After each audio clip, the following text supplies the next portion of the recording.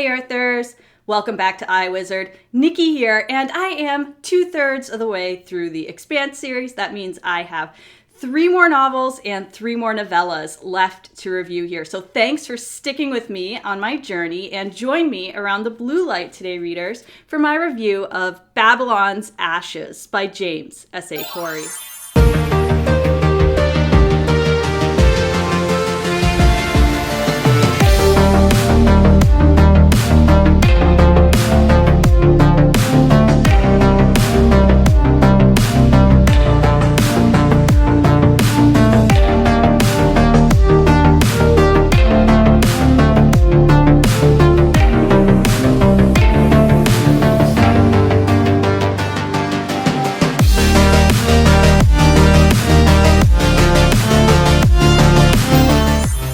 Babylon's Ashes was published in 2016, and it aligns with season 6 of the TV series. And I started reading the Expanse books for really to get to this point. This was my ultimate goal because I have not yet seen season 6. And so I got to have a genuine reader's experience with Book 6, Babylon's Ashes. I didn't know it was coming. I didn't know it was going to happen. And I've been rewatching the Expanse TV series with Jordan. We're up through season 4. It's been taking a little while to watch because I will admit I keep pausing to add unprompted commentary, and he's been a really good sport about it. But once I get through season 6 of the TV series, I'm going to compare the books to the show. So look out for a video on that. And I just want to back up a little bit and talk about some of the reasons why I decided to join BookTube. And one was to record my thoughts on the books that I read, just like many booktubers, so that I have a record of it and I can refer back to it. The second reason is because I'm a writer and I want to try to tease apart different books and figure out what makes for good writing, what makes for a good story, what does it take to build believable characters that you care about. And so I've been trying to really tease apart all these little things and think deeply about them. And then the third reason is that I just want to learn something. And so with a lot of these books, I've been trying to do appropriate background research into them. And with The Expanse, I love to just start by teasing apart the title, because Ty Frank and Daniel Abraham, who are James S.A. Corey, are very careful about the titles they choose. They're meaningful, and Babylon's Ashes is no different. So I've been trying to tease apart the meaning, and I have 3 different ideas. And if you have any ideas, please leave them in the comments. I am by no means an expert here. My background is in science and engineering, not in the humanities, so I'm dabbling. I'm trying to learn a little here. So first, the name Babylon, okay? So in Babylonian, okay, Babylon means the gate of the gods. And of course, when you hear gate of the gods in the Expanse, you think, oh, the gate, the ring gate. So maybe it's the ashes of the gate, like the ships going through the ring gate disappearing. Maybe it has something to do with that. Or it could refer to the Tower of Babel. In the Bible, in Genesis, at one point, all of Earth had one shared language and the same word. So people came together and tried to build a city and a tower toward the heavens. And Genesis chapter 11, verses 5 through 8 say, "And the Lord came down to see the city and the tower, which the children of men built. And the Lord said, Behold, the people is one, and they may have one language, and this they begin to do. And now nothing will be restrained from them, which they have imagined to do. Go to, let us go down, and there confound their language, that they may not understand one another's speech. So the Lord scattered them abroad from thence upon the face of all the earth, and they let off to build the city." So essentially, the nations of earth were divided at Babel. When I think of it in that context, Babylon's Ashes could be basically the ashes of the story, right? That all of civilization now has to come back together, reuniting under a common tongue, or in other words, a common goal. And then I think the last and most obvious interpretation of the tower is just referring to the ancient human civilization, the Babylonian Empire. And Earth being the reference to that, and because Earth has been hit with rocks and it's basically a dying Earth, or there's a lot of destruction to Earth in this novel, that it's the ashes of Earth.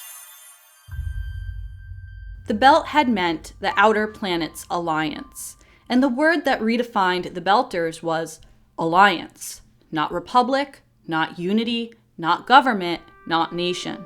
Alliance. The OPA was a numberless wash of different groups that formed and fell apart and formed again, all of them tacitly agreeing that, whatever their disagreements might be, they were united against the oppression of the inner planets. The Free Navy was not the OPA, and it was not meant to be. The Free Navy was the strongest of the old order, forged together into a force that didn't need an enemy to define it. It was a promise of a future in which the yoke of the past was not only shrugged off, but broke. That didn't mean free from the past.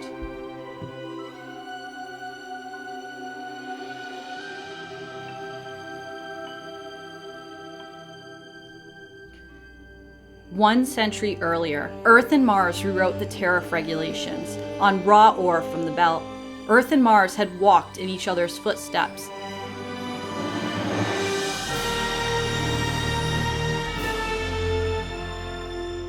And the only option that seemed to have any promise of justice was for the belt to build a military of its own.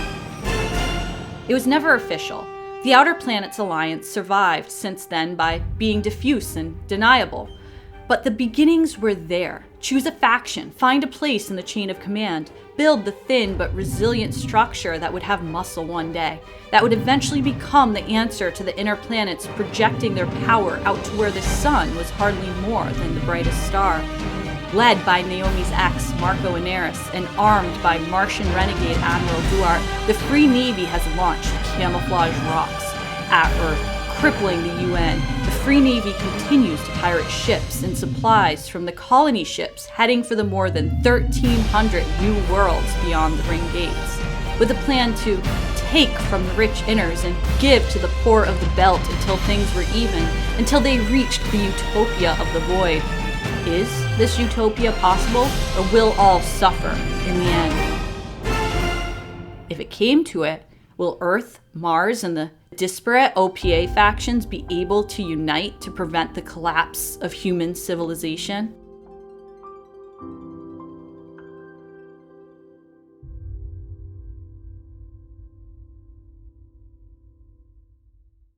I am going to try to be as concise here as possible, but there are 19 POV characters in Babylon's Ashes, so it's starting to get a little more similar to the TV series, where it just jumps from character to character to character, and it's very different from the first few books, where we get typically 4 POVs, with the exception of book 1, in addition to a prologue POV and an epilogue POV. And of course, the exception to that is in Sibylla Byrne, where we also get the investigator, or the Proto-Miller, POV.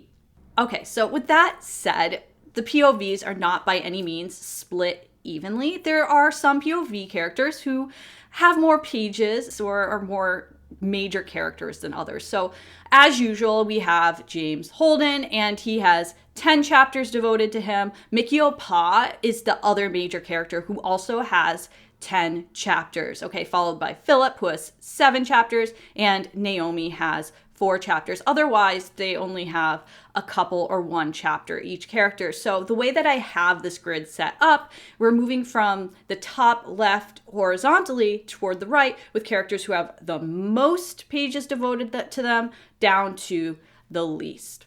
Mostly the characters in this book are characters that are familiar to us. We have read their POVs in other books or in some of the novellas or the short stories, with the exception of a set of 4 characters who are brand new to us. As far as I can tell, maybe they showed up before, but anyway, that's more of a locationally based POV. That's at Medina Station, okay? So you get 4 characters there that we haven't met before. And Medina Station is set up inside the ring, so inside what was formerly the slow zone of the ring. And so the reason that, let me say, this is so expansive, right, is so that James S.A. Corey is able to build higher resolution image of like what is going on. Okay, so what's going on politically? What are some of the local events or circumstances on various planets or various stations or various ships? So where is the Free Navy present? Where are there food shortages? What's going on with scientific research? Okay, what are some of the battles? So we get to jump between all of this at both like more of a micro and a macro scale to really knit together a bigger, more complete picture and story. So starting with Holden. At the beginning of Babylon's Ashes, Holden and the Roci crew are being debriefed after the events of Nemesis Games. So the entire crew, yay, has been reunited, and they have ended up now with 2 more core members. That would be Clarissa and Bobby, and they are on a mission to go and take down the Free Navy. And as usual, Holden has very much maintained kind of his innocence and his personality after all that has happened. And so he is still his unaware, yet likable self who consistently has good intentions. And he's still not super deep. It's okay, Holden. I can forgive you for that. And Holden also, I don't notice when I sigh either when I'm stressed out. So I like that little aspect of his character. And then we have Mikio Pa. And yes, I know that is an image of Kara G, the actress who plays Drummer from the TV series. But the reason I put her image there is one, I visualize her as Mikio Pa.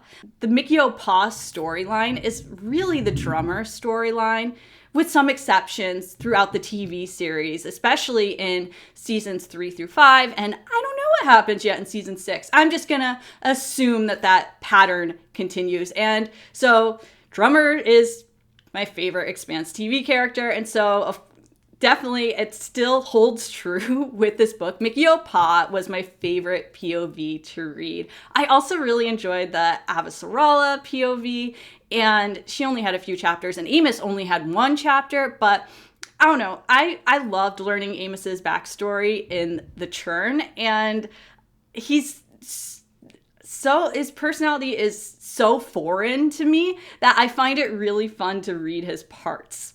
Also, I do recognize that there is a character named Mikio in the Expanse TV series, but she really takes on more of a minor role. It's not the same storyline as Mikio Pa in the books, as far as I know so far. Maybe I'm wrong. Okay. And just a refresher on Mikio Pa, we know her from book 3, Abaddon's Gate. So she was the former Behemoth XO under Captain Ashford. And as a reminder, the Behemoth was formerly the Mormon generational ship built at Tycho Station, supervised by Fred Johnson. Okay, so it was the Nauvoo, which was the Mormon ship. Then it became the Behemoth. And then when it parked inside the ring, it became Medina Station, which is what it is now. And Mikio is part of Marco Inaris's Free Navy Inner Circle. I know, come on, Mikio. And she's captain of the Connaught. So Connaught, similar to the Roci, was previously an MCRN Corvette class frigate.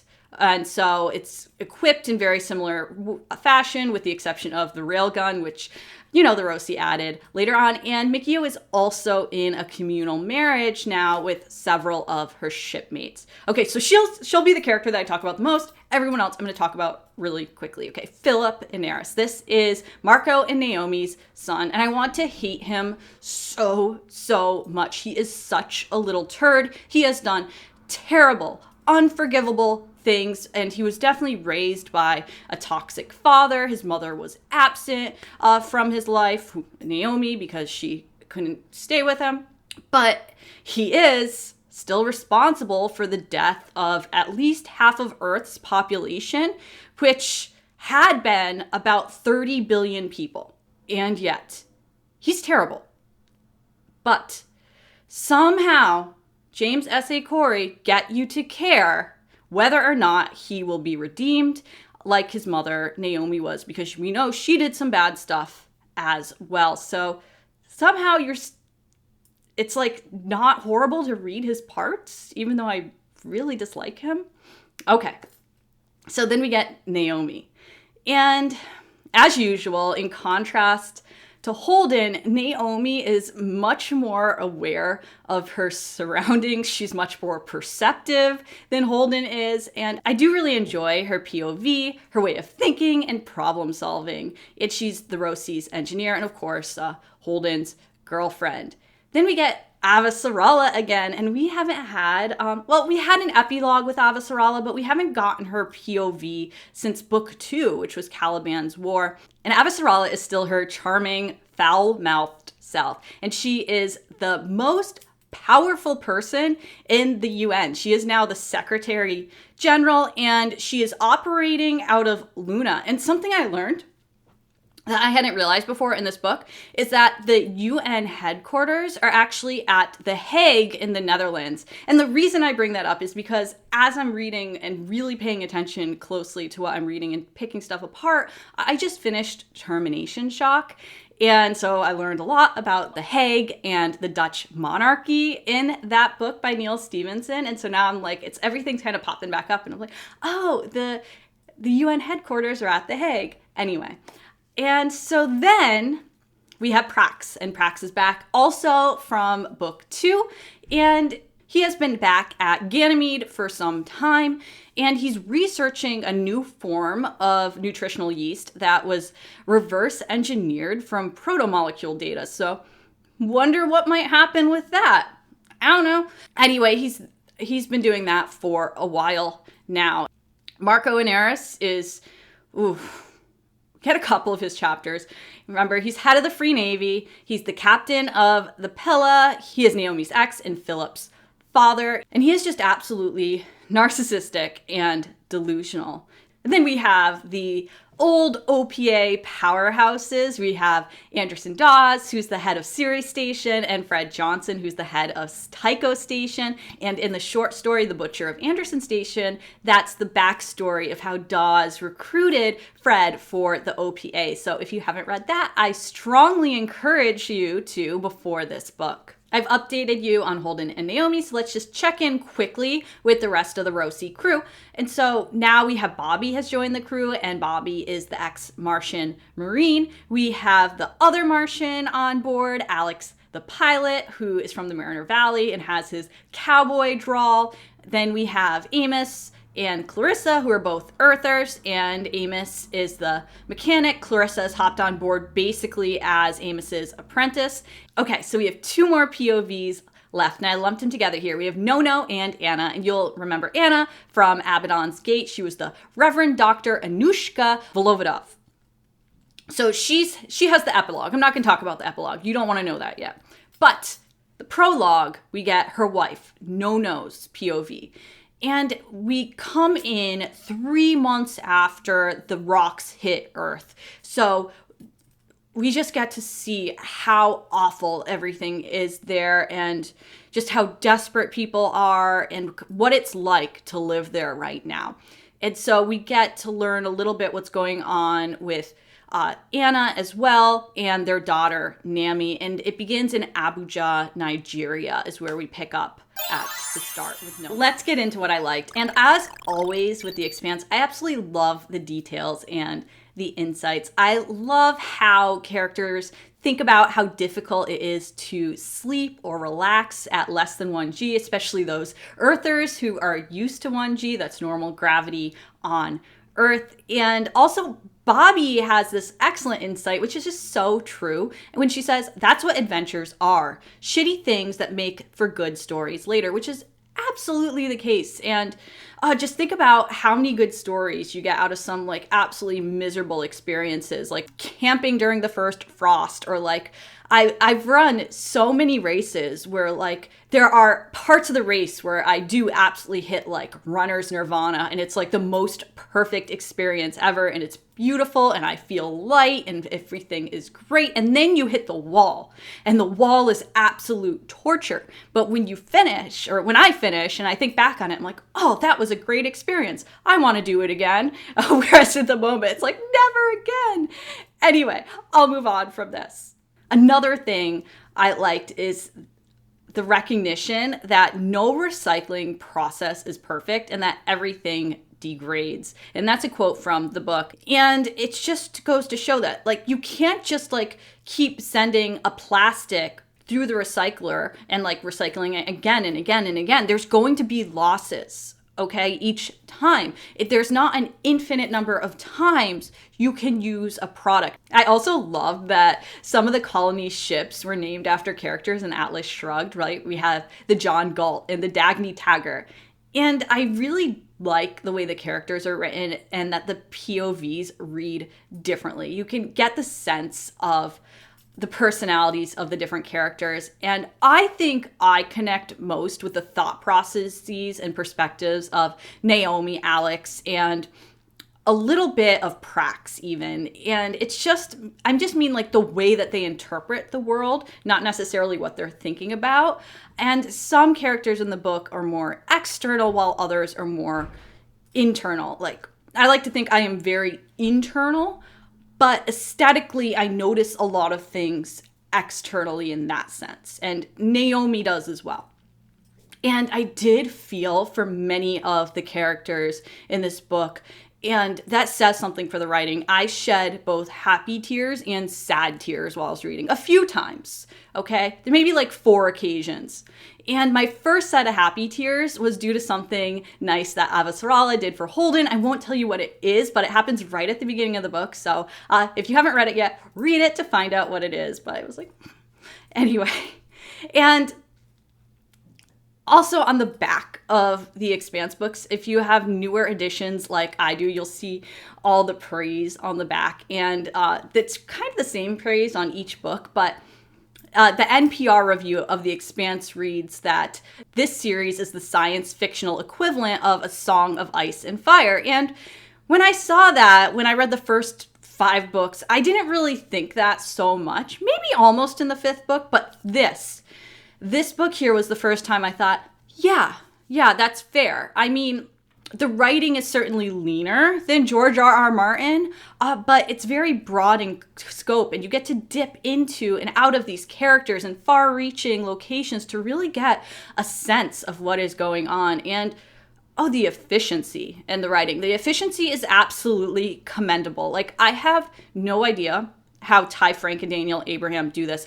Like, it must be insane discipline, but like just about every single chapter in the book is 10 pages. 10 pages. Like, I don't know how. Like, if that's just like really good outlining, really good editing. Like, I don't know how they do it, but it made the book really easy to read. So like no chapter was a slog to get through. And to prove it, here, I got to page 100 in the book, and still each chapter was 10 pages. So I started to keep track. You know, scientist, I like to collect data, so I'll share it with you here. And you'll see that most chapters in this book are 10 pages, and I set it up in 90-page intervals. So the magenta bar represents pages 1 through 90 and so forth. And then on the x-axis, you can see the number of pages, and on the y-axis, you can see the frequency. And so in these collections of 90-page increments, you would all of them having 10 pages would be a frequency of 9. And you could see that for the most part, with the exception of like really the very latter half of the book, we get these 10-page chapters. So great work, guys. Like, I don't know how you do it. I don't think I could do it. I'm not disciplined enough to write like that. Okay, so there was a lot I liked about this book, but what didn't I like? And there wasn't much, but I do think that there were way too many POVs. Like, it's just 19 POVs are too many for a book that's only 536 pages long. And I say only because, like, well, think of 19 POVs where 4 of them, well, more than 4 of them only were devoted like maybe like 10 pages or less. So especially the 4 POVs of the unfamiliar characters that we got at Medina Station, I know these characters were from the same group, so eventually they started to become familiar to us, but I do think one character that we could have built on would have worked fine there. This book was heavily focused on politics and battles, so if you really love that, like the political intrigue and the changing of sides and making alliances and all the backroom conversations that go on with that, then this might be the perfect book for you. Personally, that stuff is not super exciting to me. I wanted more about the proto-molecule and the alien world. So this maybe like this book seemed to be more of a setup where maybe like more of that stuff will happen in the future, and I'm really, really hoping for that. Holden made a major point in this book, and what he said is the proto-molecule didn't change anything.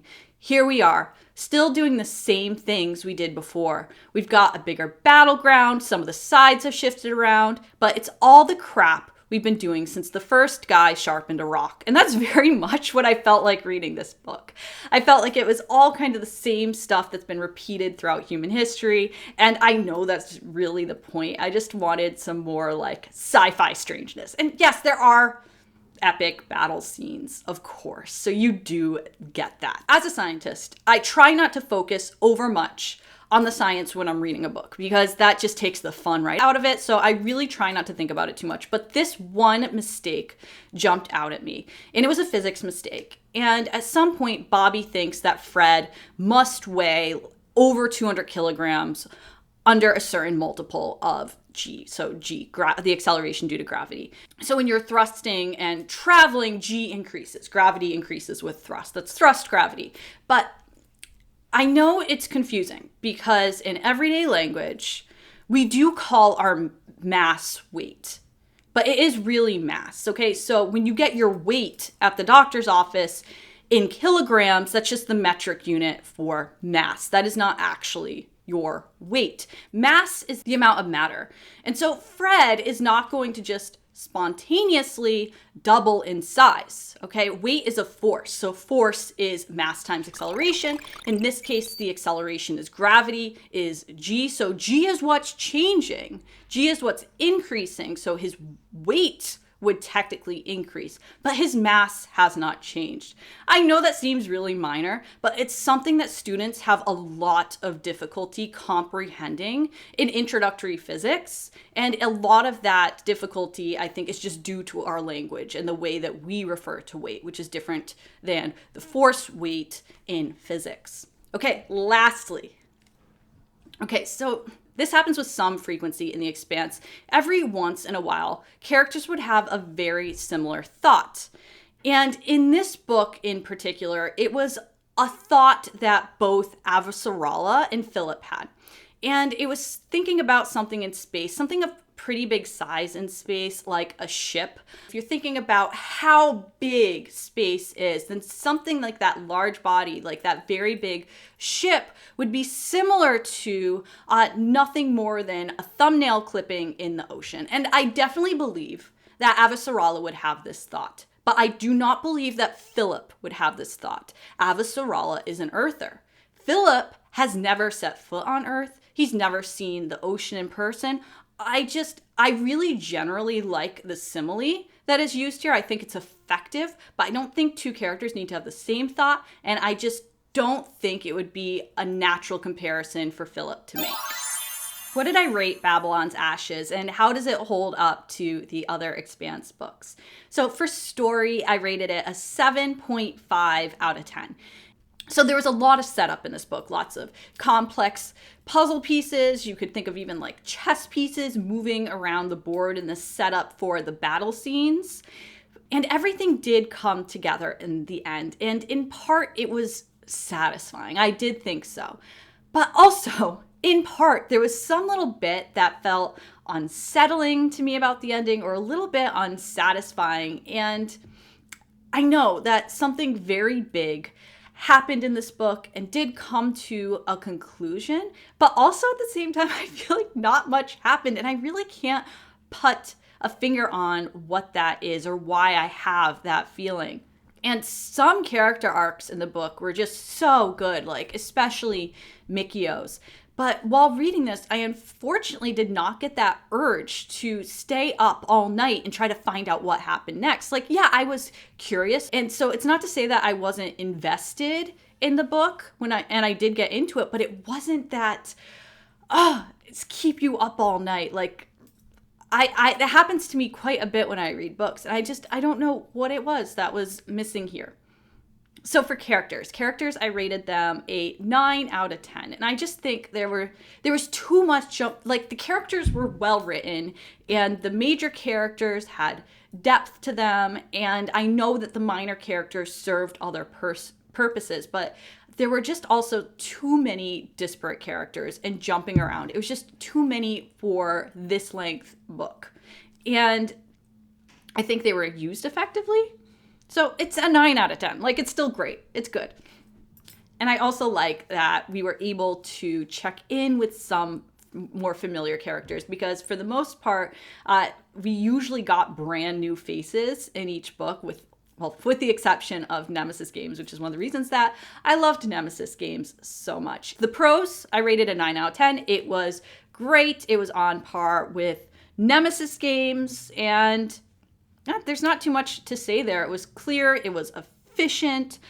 Originality, I rated a 7.5 out of 10. And overall, I just thought this book was a lot of setup and doing these battles. And I probably would have rated the originality lower if it wasn't for the ending of this book. Okay. And I'm not going to say any more about that. That bumped it up a little bit. World building was phenomenal, 9.5 out of 10. The authors always do a fantastic job world building in The Expanse. And the world they present is detailed, yet not too detailed, where you get bogged down and bored by the details. And you also get enough of the characters and the characters' backgrounds and internal thoughts where you really get into them. And I just thought all the different cultures that they show with, I don't know, they just do such a good job with the world building. Overall, I rate this book an 8.5 out of 10. So it wasn't my favorite of the Expanse books. It's down near the bottom of the pack, but it's not my lowest rated book either. It's solid B. And I am looking forward to the next one. So thank you so much for joining me today as I continue on my Expanse journey. My next review will be on the novella Strange Dogs, so look out for that over the next few days. And to keep track of iWizard updates, please subscribe and hit that notification bell. I'll see you next time. Bye!